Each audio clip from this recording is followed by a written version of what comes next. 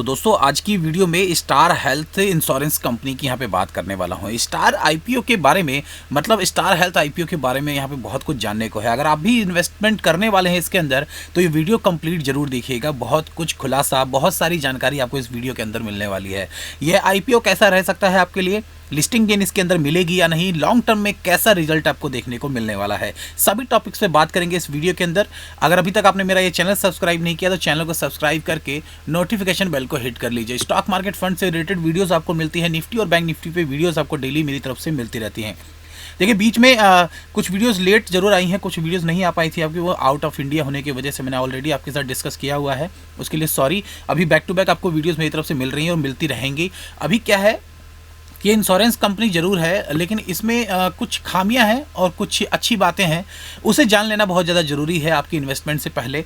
अगर आप चाहते हैं कि वो लास्ट स्टार्ट में ही 2-3 दिनों के अंदर आपको कुछ बेनिफिट मिलने वाला है, मैं लिस्टिंग गेन की बात कर रहा हूँ, तो वहाँ पर अगर आपको कोई अच्छा रिजल्ट मिलने वाला है तो इस कंपनी के साथ आपको जाना चाहिए। या फिर लॉन्ग टर्म में बहुत अच्छा कर रखा है कंपनी ने, आगे करने वाली है, क्योंकि कोविड-19 को आप देखते हुए जानते हैं कि हेल्थ से रिलेटेड कितने सारी कंपनियों ने यहाँ पे स्टार्ट किया हुआ है, उसके बाद अच्छी ग्रोथ देखने को मिल रही है उनको।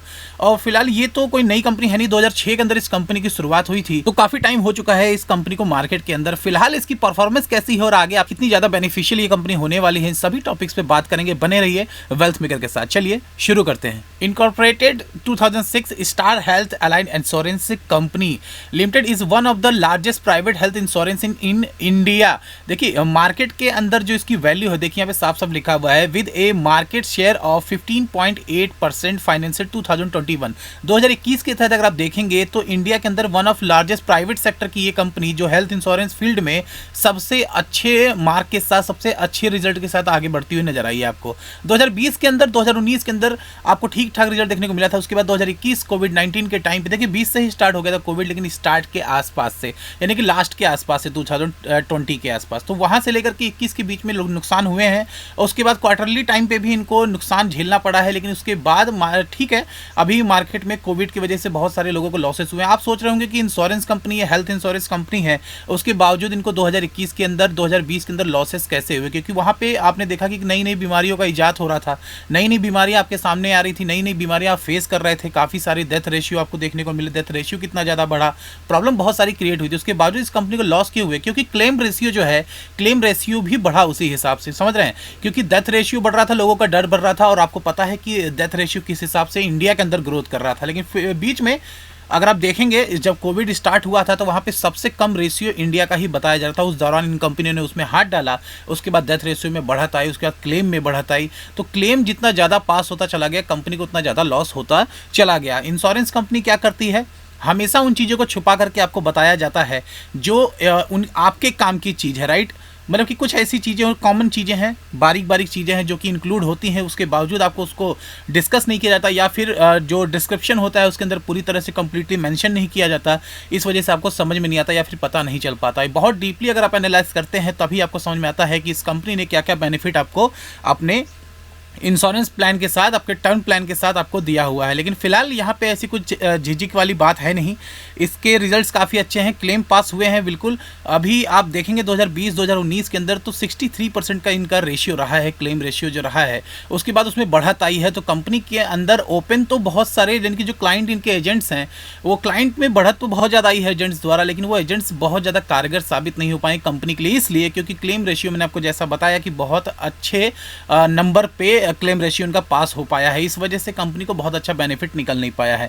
अभी बात करेंगे कि क्या ये परसेंटेज आगे की तरफ बढ़ते रहेंगे या फिर कुछ और कमी आ सकती है। कंपनी को लॉस होगा तो नो डाउट आपकी इन्वेस्टमेंट में भी असर देखने को मिलेगा उसका। चलिए अभी बात करते हैं कंपनी और आगे काम किस तरीके से करती है। जैसा मैंने आपको बताया 2006 के अंदर इस कंपनी ने शुरुआत की, भारत की सबसे बड़ी निजी बीमा कंपनी है ये। 2021 के अंदर बाजार के अंदर जो हिस्सेदारी थी 15.8% की थी। कंपनी मुख्य रूप से स्वास्थ्य क्षेत्रों में केंद्रित रहती है। 89.3% की वित्तीय वर्ष 2021 के अंदर कंपनी के कुल GWP रहा है इनका 10.7% का। यहाँ पे कंपनी एक मुख्य रूप से एजेंटों के साथ, मैंने आपको बताया कि इन एजेंटों के साथ काम करती है। यहाँ पे कॉर्पोरेट क्षेत्र के भी एजेंट्स इनके साथ शामिल है। 31 दिसंबर 2021 के तहत नेटवर्क वितरण वितरण में भारत में 25 राज्यों से ज़्यादा शहरों में, यानी कि 5 केंद्र शासित प्रदेशों में और भारत के 25 राज्यों में इस कंपनी ने 779 स्वास्थ्य बीमा शाखाएं शामिल की हैं। तक 2021 के अंदर तक इसका जो नेटवर्क है वो 11,778 हॉस्पिटल के साथ कनेक्ट हो चुका है। बात करेंगे कंपनी के कॉम्पिटिटिव स्ट्रेंथ के बारे में, तो दोस्तों कॉम्पिटिटिव स्ट्रेंथ में सबसे पहले आता है largest private health insurance company in India, leadership attractive retail health segment. तो देखिए मैंने आपको पहले ही बताया है कि अट्रैक्टिव हेल्थ सेगमेंट तो इनका ठीक है, लेकिन जो रेशियो है इनका, जो क्लेम रेशियो है इनका, वो बढ़ने की वजह से लॉसेस कंपनी को हुए हैं। और एक बात और बताऊं आपको, कोविड को देखते हुए और कुछ और नए बीमारियां आप देख रहे हैं मार्केट में, नई बीमारियां काफ़ी सारी सुनने में आ रही है, उस हिसाब से क्लेम रेशियो तो इनका बढ़ेगा ही बढ़ेगा। तो ये कहीं रुकने वाला नहीं है। ये जो इनका लॉसेस का सीन है ना, अभी मैं आपको फाइनेंसेस पे लेकर के चलूंगा, आपको ईजी हो जाएगा समझने में, ऐसे समझाऊंगा आपको समझ में नहीं आएगा। आगे बात करते हैं largest network distribution of health insurance industry. तो सीधी सी बात है, प्राइवेट सेक्टर में सबसे बड़ी कंपनी इंडिया के अंदर है, तो ये चीज आपको देखने को मिलेगी। डाइवर्सिफाई प्रोडक्ट और फोकस इनका रहता है इनोवेशन पे, स्पेशलाइजेशन पे। तो देखिए स्पेशलिस्ट इनके पास बहुत सारे हैं, और जो भी इनके जो बीमा के जो तरीके हैं सेल करने के, उसमें आपको एक चीज कॉमन मिलेगी, जो कि छोटी और बड़ी सभी कंपनियों के अंदर देखने को मिलता है। जो बारीक पॉइंट होते हैं, छोटे छोटे पॉइंट होते हैं, वो आपसे छुपा के रखे जाते हैं। हमेशा हेल्थ इंश्योरेंस कंपनी कोई भी हो, वो आपसे अपने मुद्दे की बात करेगी, जिससे कि ईजिली अपना बीमा, अपने टर्म प्लान को आपको बेच सके। तो ये बहुत अच्छी बारीक चीज़ें आपको नहीं बताई जाती हैं, जिसे आप लास्ट तक नहीं समझ पाते और क्लेम अपना नहीं ले पाते हैं। तो क्लेम को बचाए रखने के लिए, अपने क्लेम को पास कराने के लिए सबसे पहले टर्म एंड कंडीशन को ठीक से पढ़ें।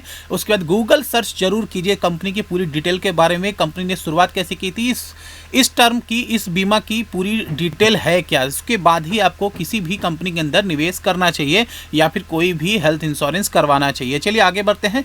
Strong risk management and superior claim ratio quality के बारे में तो बता दिया मैंने। कस्टमर सर्विसेज काफ़ी अच्छी इसीलिए बोली जा रही हैं क्योंकि क्लेम रेशियो इनका काफ़ी बेहतर रहा है। उसकी वजह से लॉसेस आपको मैंने बता दिया ऑलरेडी कि कंपनी को देखने को मिला है। Demonstrated track record opening and financial performance. देखिए फाइनेंशियल परफॉर्मेंस कैसी है वो अभी आपके सामने ही है। यहाँ पे कंपनी के प्रोमोटर्स के बाद मैं सीधा आपको फाइनेंशियल के ऊपर लेंगे। Safe crop investment limited LLP की बात यहाँ पे की जा रही है। राकेश झुंझुनवाला और कंपनी प्रोमोटर, राकेश झुंझुनवाला यहाँ पे कंपनी के प्रोमोटर्स है। तो एक बात आपको यहाँ पे क्लियर बता दूं कि थोड़ी सी छलांग तो आपको जरूर देखने को मिलेगी, क्योंकि राकेश झुंझुनवाला का नाम यहाँ पे जुड़ गया है, तो जुड़ा हुआ है इस कंपनी के साथ, तो यहाँ पे थोड़ी सी छलांग आपको जरूर देखने को मिलेगी। लेकिन देखिए लॉन्ग टर्म में ऐसा नहीं है कि कंपनी बहुत ज़्यादा गलत आपके लिए होने वाली है, साबित हो सकती है, ऐसा कुछ भी नहीं है। कंपनी इंश्योरेंस से रिलेटेड है। आगे जिस हिसाब की कंडीशन है इंडिया के अंदर या बाहर की तरफ हम बोलें तो यहाँ पे इंश्योरेंस कंपनी को बेनिफिट नो डाउट होने वाला है। लेकिन जो क्लेम रेशियो है वो भी बढ़ेगा, वो थोड़ा सा सिरदर्दी आपके लिए पैदा कर सकता है कि वहाँ पे थोड़ा सा कमी, यानी कि जिस हिसाब का बेनिफिट आप देख रहे होंगे लॉन्ग टर्म के साथ वो शायद आपको ना मिल पाए। लेकिन लिस्टिंग गेन कैसी होगी इस पर मैं जरूर बात करूंगा वीडियो के एंड में। फिलहाल जानते हैं फाइनेंसेस कैसे रहने वाले हैं सर और अभी तक के कैसे हैं। तो 2019 के अंदर अगर आप देखेंगे तो ठीक ठाक देखने को मिल रहा है। 20 के अंदर भी सुधार है, यानी कि 19 की अगर बात करेंगे तो 1282.26% का नंबर आपको देखने को मिलता है।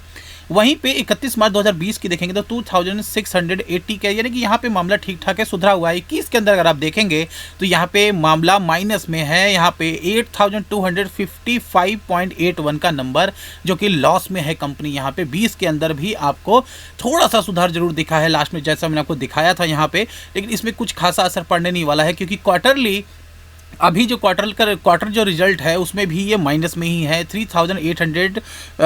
3802.69 का नंबर आपको देखने को मिल रहा है। तो यहाँ पे लॉसेस हुए हैं 2021 के अंदर। 20 के लास्ट के बाद, यानी कि कोविड के स्टार्ट होने के बाद क्लेम रेशियो में बढ़त आई है इनके।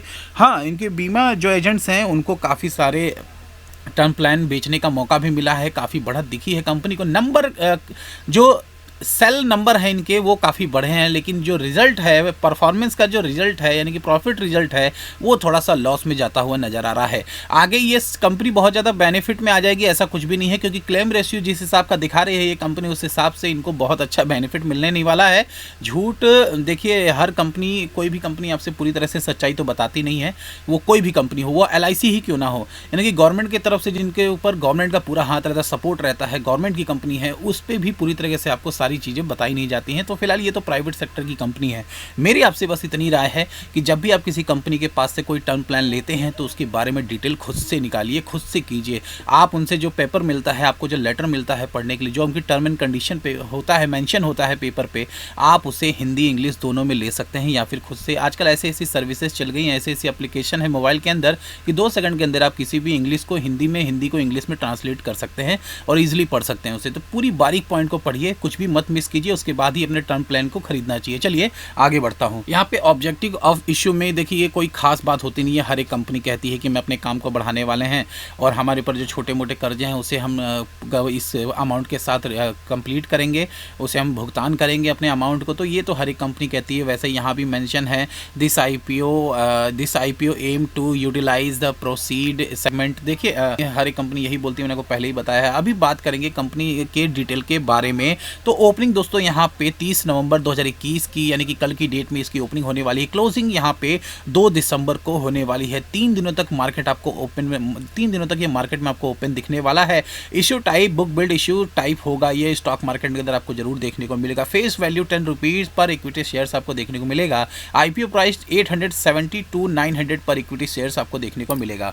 मार्केट लॉट के बारे में अगर हम बात करते हैं तो 16 शेयर्स आपको देखने को मिलेंगे। मिनिमम ऑर्डर में भी आपको 16 शेयर्स ही देखने को मिलेंगे। बीएससी और एनएससी दोनों के ऊपर आपको लिस्ट होता हुआ नजर आने वाला है। इशू साइज की अगर बात करते हैं तो यहाँ पे 7249.18 करोड़ का नंबर देखने को मिलेगा।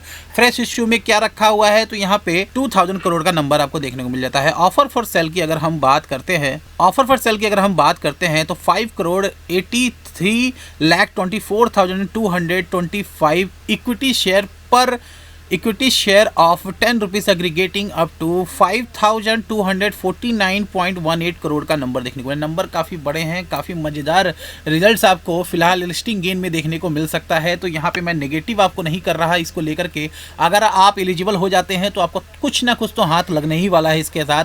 हो सकता है कि आपको लिस्टिंग गेन ठीक ठाक देखने को मिल जाए, लेकिन लॉन्ग टर्म में थोड़ा सा मैं आपको डरा भी रहा हूँ और बचा भी रहा हूँ इससे कि थोड़ा सा संभल के चलिए। बहुत बड़े अमाउंट आपको लगाने की जरूरत नहीं है। लॉन्ग में बहुत अच्छा रिजल्ट आपको फिलहाल देखने को नहीं मिलेगा। जब तक कि कोविड की स्थिति या फिर जो नई नई बीमारियों का इजाद हो रहा है, जब तक उससे छुटकारा नहीं मिल जाता, क्लेम रेशियो इनका गिरेगा नहीं। तो क्लेम रेशियो बढ़ने के साथ साथ अगर इनकी सेल बढ़ रही है तो क्लेम रेशियो भी बढ़ेगा और आपको बहुत ज़्यादा बेनिफिट लॉन्ग टर्म के अंदर देखने को नहीं मिलेगा।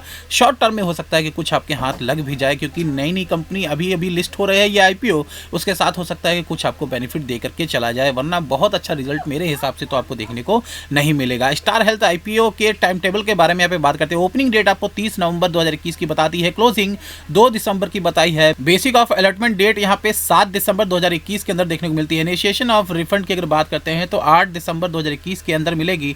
Credit of share demat account की अगर बात करते हैं तो 9 दिसंबर 2021 के अंदर देखने को मिलेगी। आईपीओ लिस्टिंग डेट क्या है, सबसे इंपॉर्टेंट डेट है ये 10 दिसंबर की लिस्टिंग होगी इसकी। और मैं आपको इतना तो बोल सकता हूँ कि लिस्टिंग गेन में आपको स्टार्ट काफ़ी ठीक ठाक देखने को मिल सकता है। यहाँ पे सब्सक्रिप्शन तो मिलेगा ही नो डाउट इस कंपनी को, क्योंकि पायदान बहुत बड़ा है कंपनी का। जो दायरा है, जो एरिया कवर कर रखा है इंडिया के अंदर, वो बहुत बड़े लेवल पे कर रखा है और नाम भी ठीक ठाक है। स्टार का नाम आप सभी जानते हैं, सुन रखा होगा आपने। इस हिसाब से स्टार हेल्थ का आईपीओ जो आ रहा है लिस्टिंग गेन में आपको ठीक ठाक रिजल्ट देखने को मिल सकता है। लॉन्ग टर्म में हाथ खराब मत कीजिएगा अपने।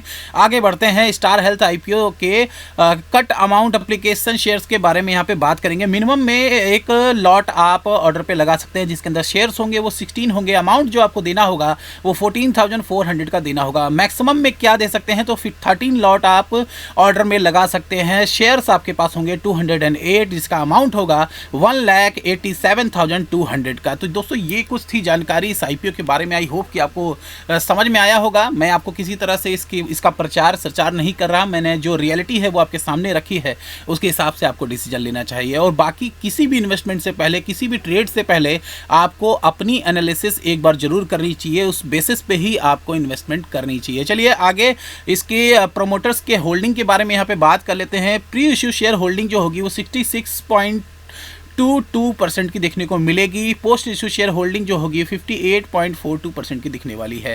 तो सावधान रहने की ज़रूरत है लॉन्ग टर्म के हिसाब से। यहाँ पे शॉर्ट टर्म और इस लिस्टिंग गेन में आपको कुछ हाथ जरूर लग सकता है।